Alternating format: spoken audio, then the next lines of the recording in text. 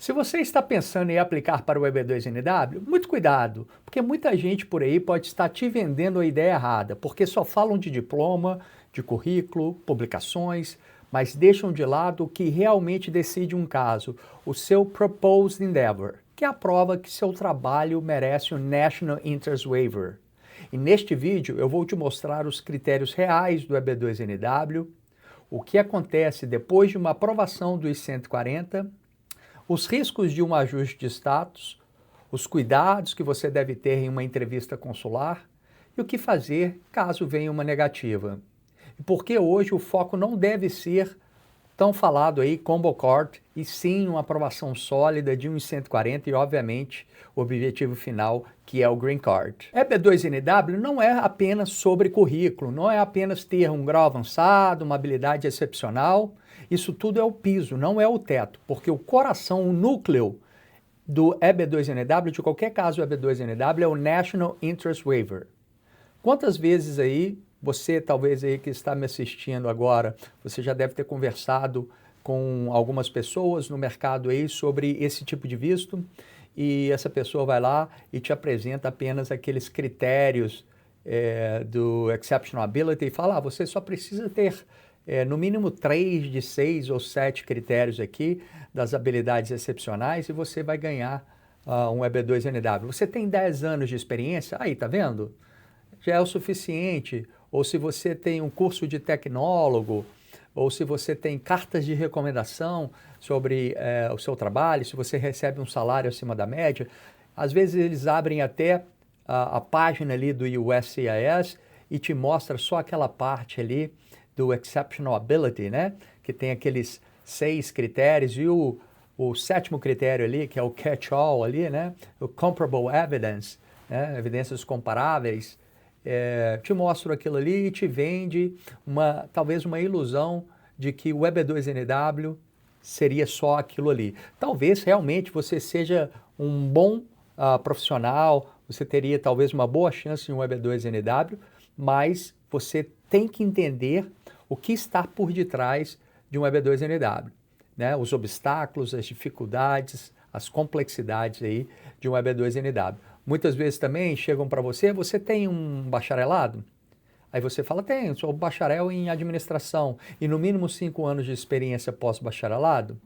Aí você fala, sim, tá vendo? Você é um excelente candidato para um EB2NW, mas o EB2NW não é apenas sobre isso. Então, no vídeo de hoje a gente vai ver aí as principais características aí para ter chances, maiores chances aí de sucesso nesse tipo de petição. Hoje eu vou falar sobre quais são os critérios reais do EB2NW, porque o Proposed Endeavor é a parte mais importante do caso, o que acontece depois de uma aprovação do I-140, consular processing, né, processamento consular versus ajustamento de status, os cuidados que você deve ter numa entrevista consular, as armadilhas de entrar nos Estados Unidos pensando somente em um ajuste de status, por que um combo card não deve ser o foco e como o Visa Bulletin, né, o boletim de visto, impacta brasileiros agora, a queda recente nas aprovações de um EB2NW e o que fazer em caso de negativa. Mas antes de iniciar, eu gostaria de me apresentar.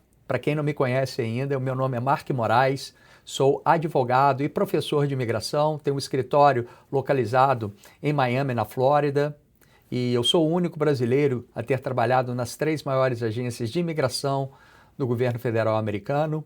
Eu fui um policial federal de imigração e alfândega do Customs and Border Protection, a Polícia de Fronteira. Eu ficava localizado no Aeroporto Internacional de Miami, aquele oficial quando você chega nos Estados Unidos que vai determinar a entrada de uma pessoa no país. Além disso, eu fui um oficial de asilo políticos e refugiados do USCIS, também eu fui um oficial de imigração do USCIS, aquela agência que julga os benefícios imigratórios.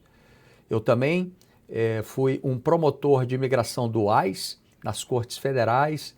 O ICE é aquela agência talvez mais temida pelos imigrantes. Eu trabalhava em processos de deportação de imigrantes dos Estados Unidos e hoje tenho meu próprio escritório onde eu represento meus clientes que queiram imigrar de forma legal para os Estados Unidos. Para um EB2NW, primeira pessoa precisa se encaixar na base do EB2.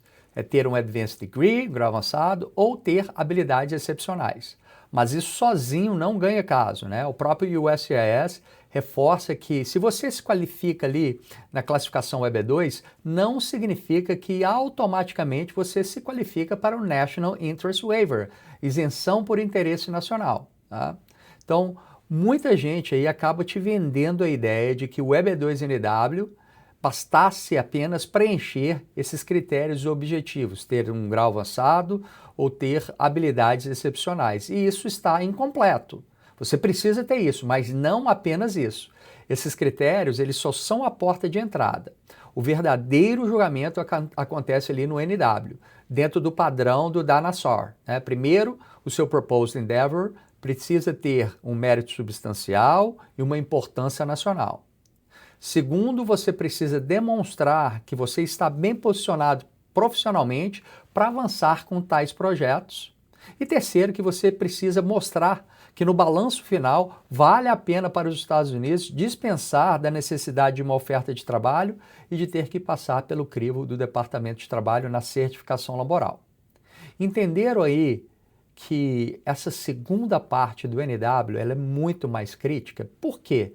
Porque muitas pessoas aí, né, as pessoas profissionais, bons, comuns aí do mercado, eles vão ter um bacharelado. Hoje aí, quem que você conhece no Brasil de profissionais que não tem no mínimo um bacharelado e 5 anos de experiência após a obtenção de um grau de bacharel? Isso é muito comum.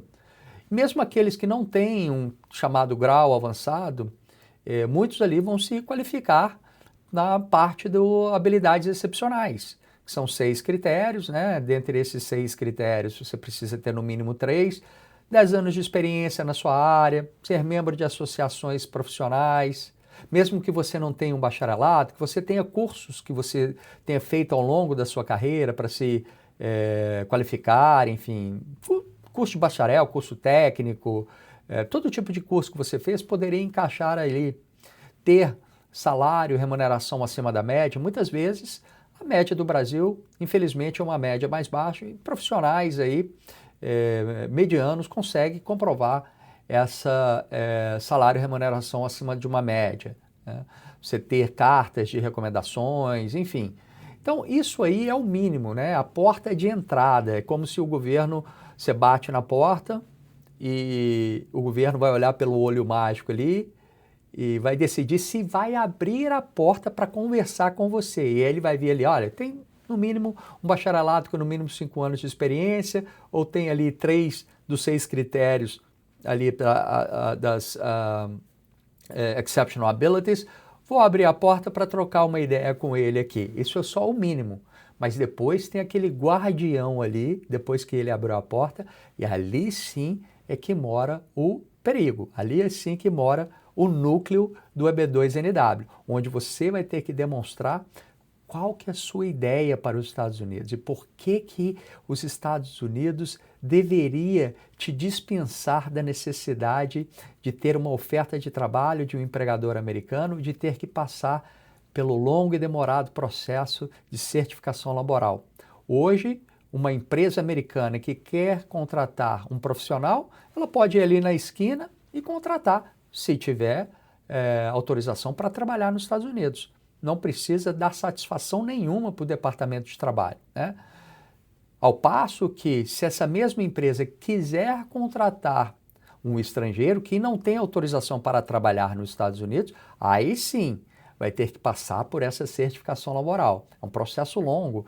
Isso desmotiva várias empresas a iniciar o processo, porque o mercado é ágil, é rápido. Eu não quero ficar aqui esperando um processo para poder contar com uma mão de obra, né? Então, para você convencer o governo americano de que, olha, eu vou aqui dobrar, né, esse processo para você, vou te dispensar das nossas exigências, que é ter um patrocinador, uma empresa americana te fazendo uma proposta de trabalho e passando pelo processo de certificação laboral para ter a chancela ali do Departamento de Trabalho, isso não é coisa fácil. Então, muito cuidado com isso, porque muitas vezes estão te vendendo uma facilidade. EB2NW é excelente para chegar ao Green Card. Só não é tão fácil como muitas pessoas vendem por aí. Então é só ficar atento nisso, né? Sempre procure conversar sobre o NIW, é ali que mora a chave, o núcleo do EB2NIW, porque existe só o EB2. O EB2 você não precisa demonstrar uma importância nacional, mas tem que passar pela certificação laboral. Já o EB2NW não precisa passar pela certificação laboral, mas tem que demonstrar os 3 prongs ali do DANASAR. O principal deles, o mais difícil talvez, é demonstrar a importância nacional da sua proposta para os Estados Unidos. O erro mais comum é a pessoa achar que o caso é sobre passado, e não é.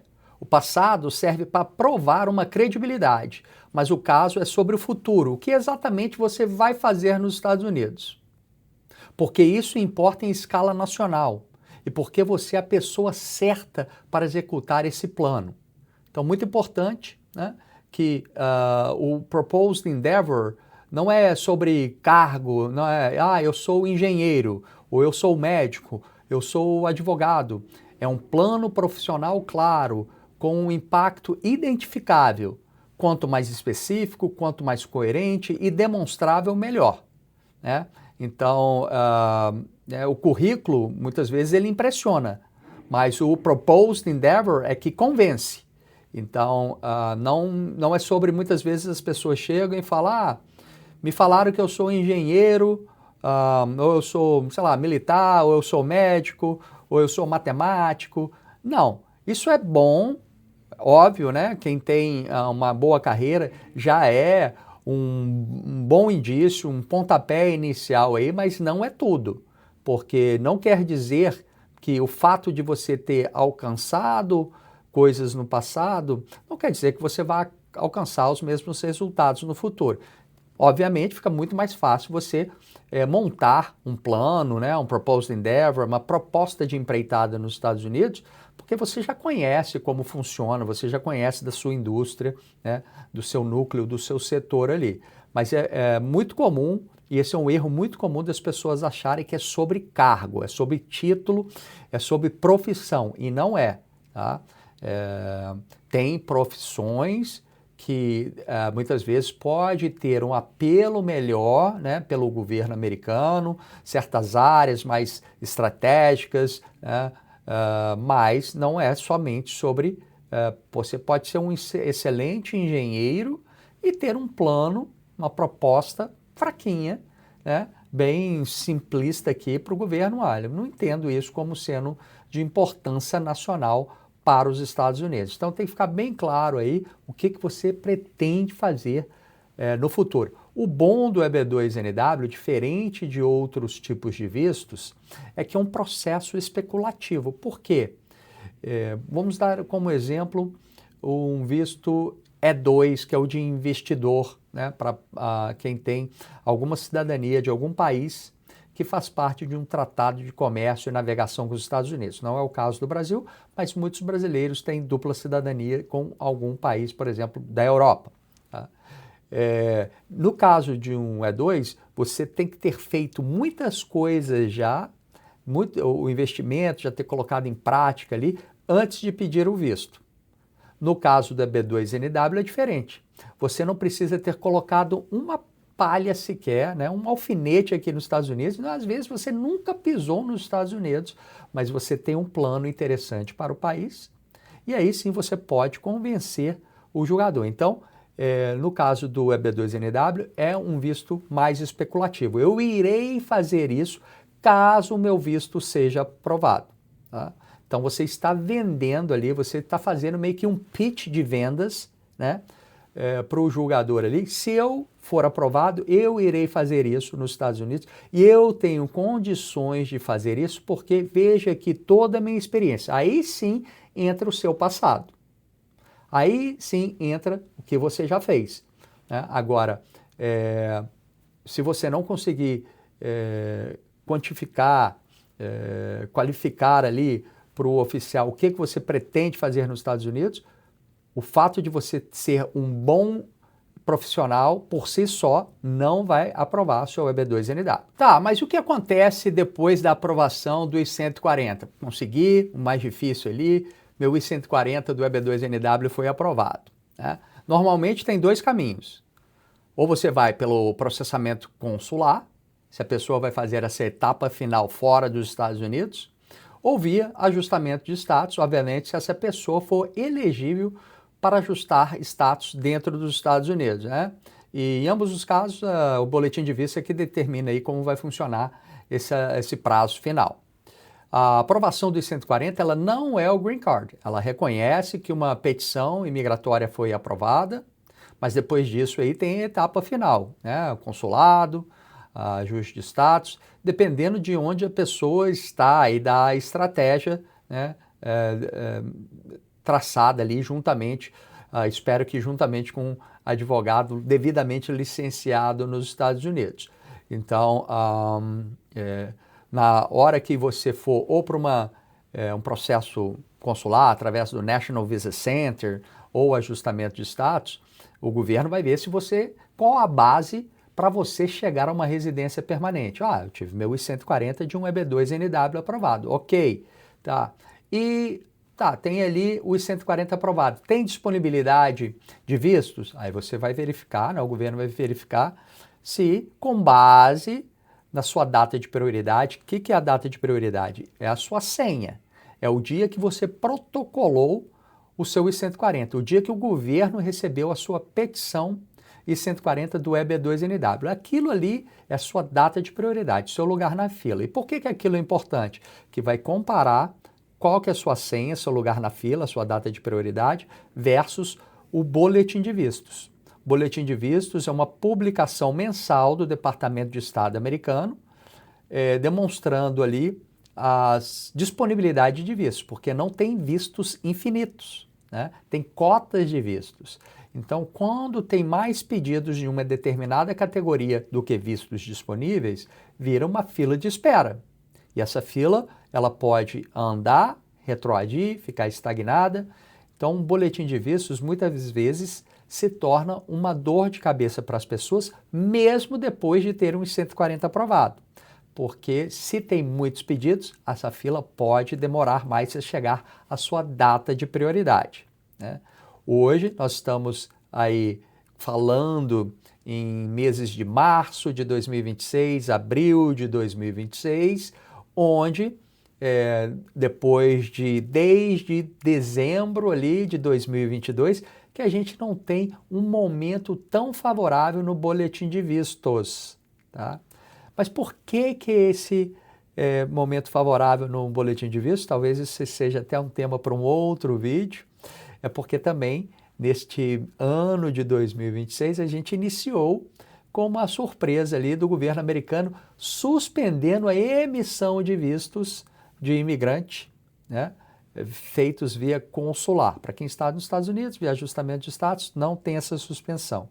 Então, como o governo não está emitindo tantos vistos por conta dessa suspensão, o que acontece? Acaba sobrando mais vistos e o governo, em abril de 2026, anunciou, né, o boletim de vistos tem disponibilidade de vistos ali. Então, mas isso aí, obviamente, é um tema longo aí para um outro vídeo, aí, um tema interessante também.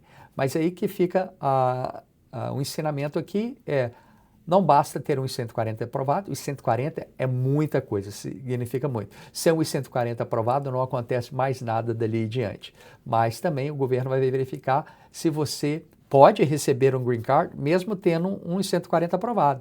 Às vezes, uma pessoa tem um histórico criminal, às vezes essa pessoa tem violações imigratórias, e mesmo que tenha um I-140 aprovado, o governo pode se negar a emitir um Green Card, né?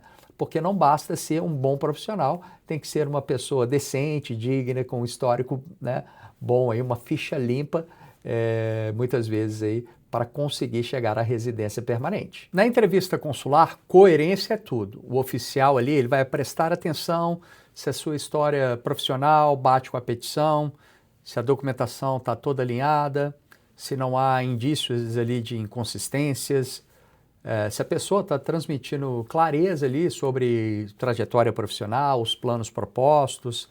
Então, alguns cuidados práticos aí, né, pessoal? Revisar a própria petição antes da entrevista, conhecer o seu proposed endeavor de cabo a rabo, não improvisar, não exagerar, checar seu histórico imigratório, seus formulários, levar uma documentação organizada, né, que faça sentido ali para você na hora, enfim. Por isso que é muito importante ter ao seu lado advogados devidamente licenciados nos Estados Unidos, com competência na matéria, para te ajudar nesse momento, porque já imaginou aquela expressão que a gente utiliza aí, nadar e morrer na praia, né?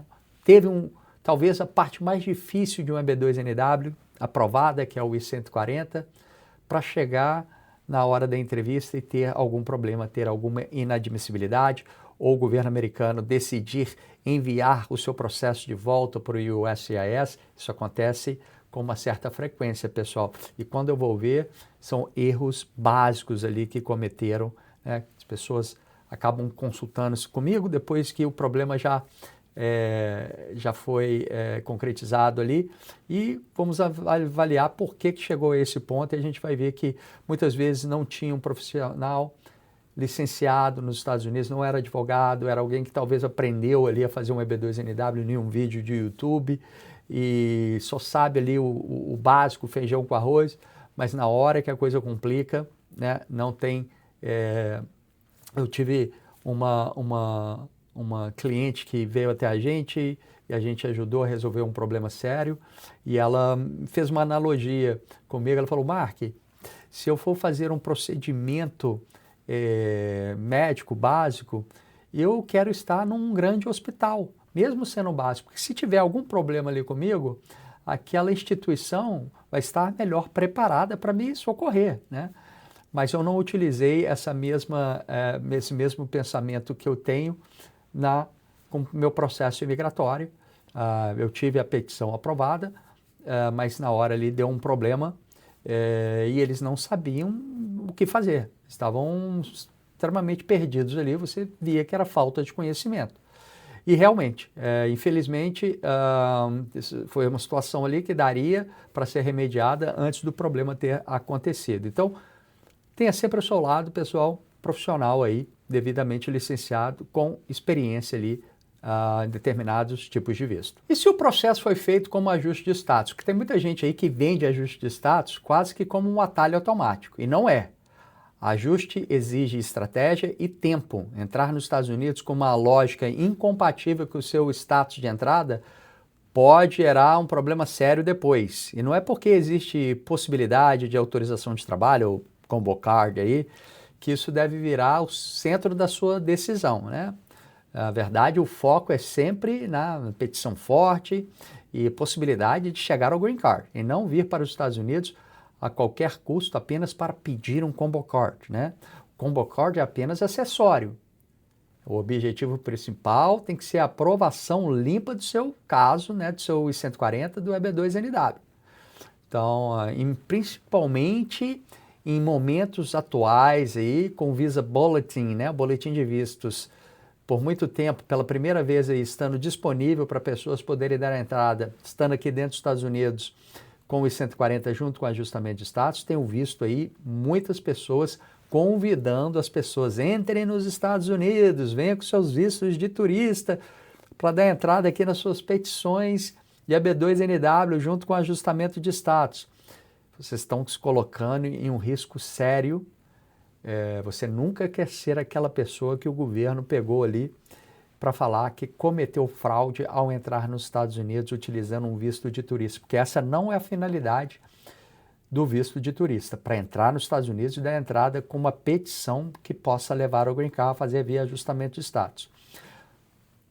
Porque se fosse possível, imagina a seguinte situação, pensa assim: se for possível, se isso é permitido, basta quando eu chegar no aeroporto com meu passaporte válido e meu visto de turista válido, e eu ali com a minha família, quando o oficial da imigração me perguntasse qual que é o motivo da sua viagem, eu virar para ele e falar assim: eu estou vindo porque eu vou dar entrada no ajustamento de status aqui dentro dos Estados Unidos.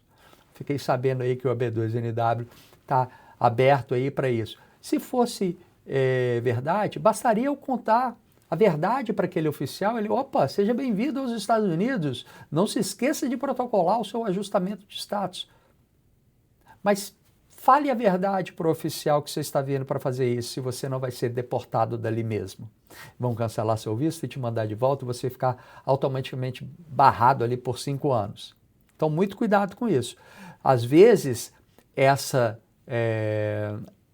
detecção ali, né, detectar ali aquela intenção da pessoa, às vezes ela não aconteceu no aeroporto, mas ela pode acontecer depois com um oficial do USCIS, quando você submeter o seu ajustamento de status.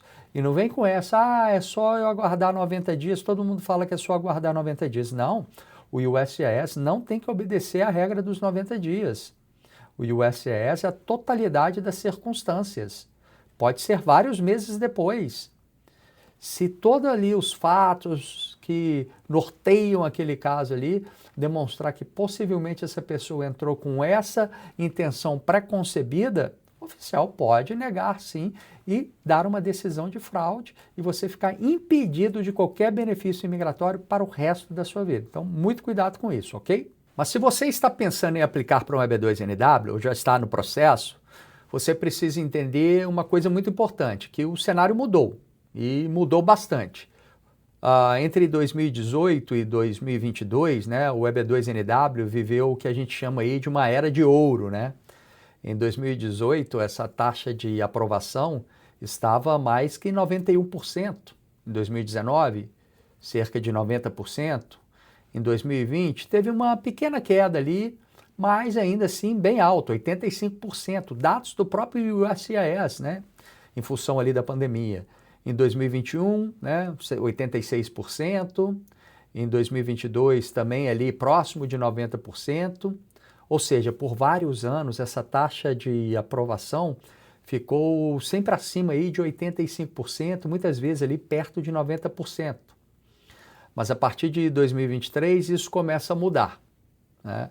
Em 2023 essa taxa começa a cair, chegando ali perto de 80%. Em 2024 tivemos a maior mudança aí, com números variando bastante, mas indicando uma queda significativa e um aumento muito grande no número de casos pendentes aí em 2024, beirando 70%. Já em 2025 o cenário começa a se estabilizar, mas em um novo patamar, né? Algo em torno ali de 60%, 62%. E o que explica essa mudança? O principal fator foi o aumento expressivo do número de petições de EB2NW, que deixou de ser um caminho mais restrito e passou a ser amplamente utilizado por profissionais de diversas áreas. Com isso, o USCIS passa a aplicar um nível de análise muito mais rigoroso. Então, assim, na prática, o que isso significa? Significa que o EB2NW ele não acabou. Ele continua sendo uma excelente opção, tá, para se chegar à residência permanente. Mas ele deixou de ser aquele processo previsível e passou agora a exigir uma estratégia. Hoje, né, nos dias atuais, não basta apenas ter um bom currículo, já falei disso antes. O USCIS está focando cada vez mais em 3 pontos principais ali, que é o Matter of Dinosaur, né? Primeiro, que seu Proposed Endeavor, ou seja, o que exatamente você pretende fazer nos Estados Unidos, né? Que isso tem uma importância nacional, né? Esse projeto tem um impacto nacional real ali e que você está realmente bem posicionado para executar esse plano, tá?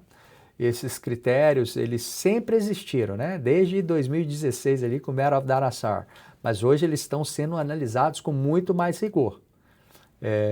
Por isso que o maior erro que eu vejo nos dias atuais é tratar o EB2NW como ele era antes, né? Casos medianos que antes poderiam ser aprovados, hoje estão sendo negados. Então, mas casos fortes, né, bem estruturados, com uma narrativa clara, evidência constante, continua tendo boas chances aí de aprovação.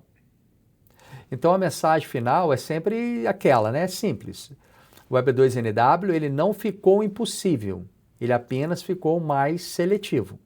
Então, por isso que isso exige uma abordagem muito mais estratégica para quem quer ter uma chance maior, né, uma chance de sucesso maior, tendo em vista que de 2024 para cá, né, de novo, isso não foi só na era Trump. Em 2024 já seguiu uma queda vertiginosa ali no último ano do governo Biden. Por quê? Simplesmente porque os números de petições aumentaram substancialmente. Né? Principalmente aí no caso de brasileiro, o Brasil hoje é quem mais peticiona EB2NW no mundo. Então, muitas consultorias vendendo facilidade, vendendo processo para qualquer um, vendendo um sonho americano para gente que infelizmente não qualifica. Às vezes o cara é um bom profissional, mas para esse tipo de visto ele não vai qualificar. Mas em troca ali, né, em troca de um troco, acabam vendendo isso. Isso atrapalha um processo que sempre foi um processo muito legal, interessante, hoje virou, infelizmente, aí, uma bagunça. Né? Mas ainda quem tem um caso forte, quem tem um bom perfil profissional, quem tem uma boa proposta de empreitada nos Estados Unidos, tem sim boas chances de chegar à residência permanente. Mas é muito importante ter ao seu lado profissionais licenciados, qualificados, competentes, com experiência naquela matéria, com experiência no EB2NW. E se vier uma negativa? Mantenha calma, né? Ter estratégia é essencial, porque muita gente já pensa direto em uma motion, em uma apelação, né? Vende isso como se fosse fácil. Mas na prática, muitas vezes, o melhor caminho é outro, né? Entender exatamente por que o caso foi negado, corrigir os pontos, né? Se tiver pontos a serem corrigidos, e protocolar, reapresentar um caso mais forte. Né? O que não dá, muitas vezes, é insistir no mesmo erro novamente, porque raramente isso resolve.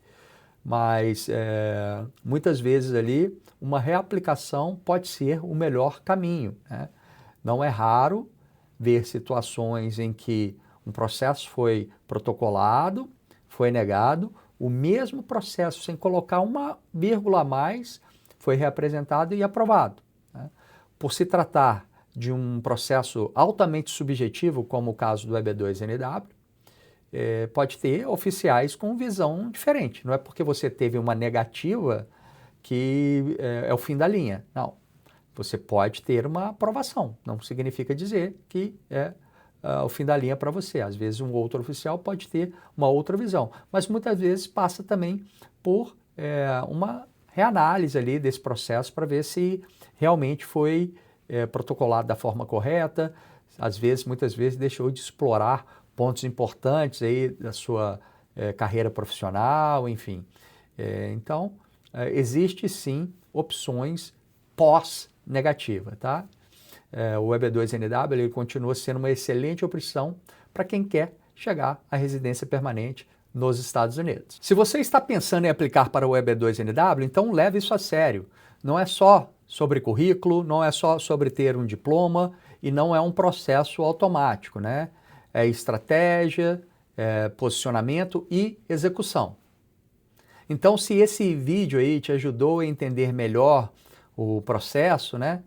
Já se inscreve aqui no canal, porque eu vou continuar, né, como sempre faço, trazendo conteúdo direto, explicativo, sem promessa e sem enrolação, tá? Mas a mensagem que fica é que o EB2NW continua sendo uma excelente opção para quem quer tentar chegar à residência permanente nos Estados Unidos. Muito obrigado, um abraço e até a próxima!